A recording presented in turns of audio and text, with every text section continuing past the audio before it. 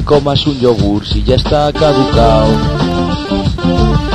Pero si caduca mañana aún te lo puedes comer. A no ser que sean las 11:59. Y entonces lo mejor es que lo tires a la basura. Y ya está.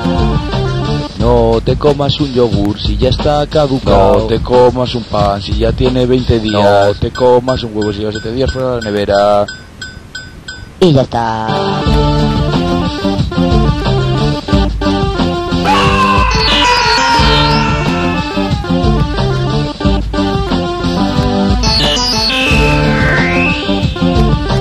No te comas un pan si ya tiene 20 días.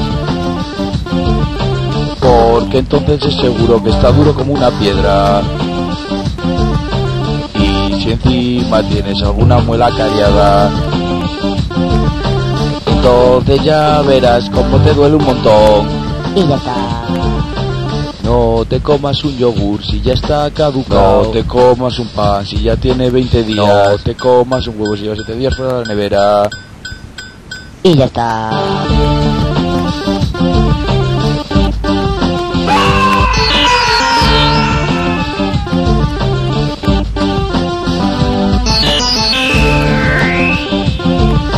No te comas un huevo si lleva 7 días fuera de la nevera.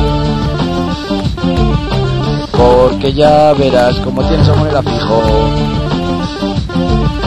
Pero si a pesar de esto tú te lo quieres comer,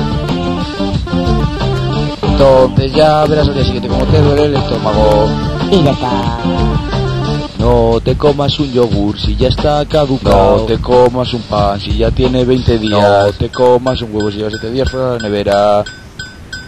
Y ya está.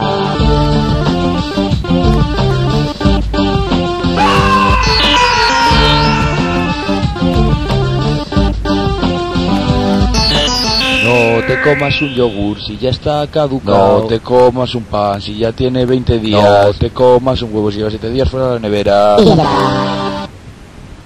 Sorpresa, repetimos. No te comas un huevo si lleva 7 días fuera de la nevera. A no ser que sea un Kinder. Sorpresa.